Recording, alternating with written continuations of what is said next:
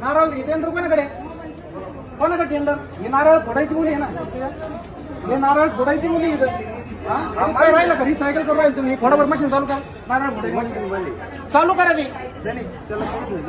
अरे बटन नाही म्हणजे टेंडर काय झक मारायला घेतात म्हणजे भाविकाची इतक्या लांब किलोमीटरवरून येतात नारळ सारे मोकळेचे आहेत पाण्याचा पत्ता नाही अरे गोवाने नाही नारळ फोडायची गोवाने ठेवून तुम्हाला ही काय नाही दिलं टेंडर लोक नारळ कशासाठी आणतात कशासाठी नारळ अरे बंद कशासाठी टेंडर कोणी घेतलेलं आहे म्हणजे मशीन बंद ठेवायला टेंडर घेतलं तुम्ही अरे टेंडर घेतलं कशाला तुम्ही तिथे भाविक इतक्या मग कशासाठी येत आहे भाविक कशासाठी येऊ राहिले इतक्या मग अर्धे नारळ तुम्हाला इकायला आहे का तिकडे गोडाऊन भरील तुम्ही हा फक्त गोडाऊन मध्ये नारळ पडले इकडे नारळ पडले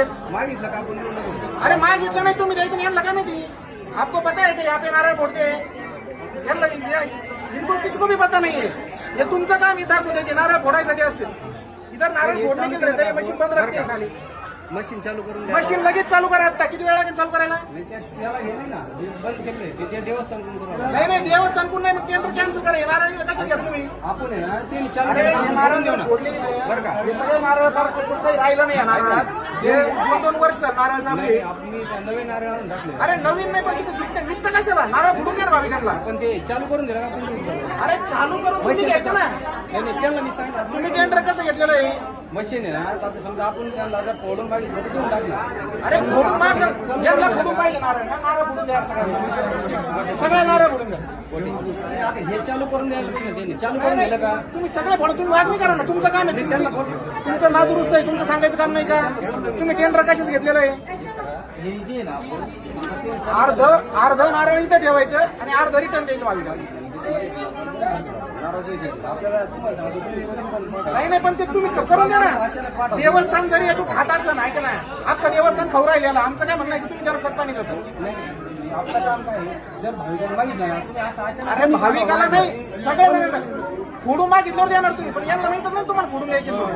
यांना काय माहिती यांना वाटतं वाहतात यांना वाटतं नारळ तुमचं वाहते यांची भावना वेगळी आहे ना पैसे देवा नारळ फोडतात मग ते फोडून पण द्यायचं बाहेरच्या दिल्लीचे लोक आले त्यांना माहिती का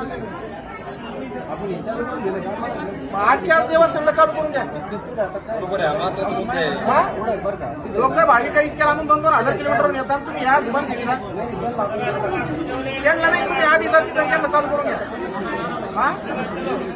नाही मी त्यांना पण सांगतो हे चुकीचं आहे ना नाही त्या आधी इथं प्रत्येक नारळ फोडून गेलं पाहिजे मी परवा येणार आहे इथं परवा नंतर मला काय करायचं करा तुम्ही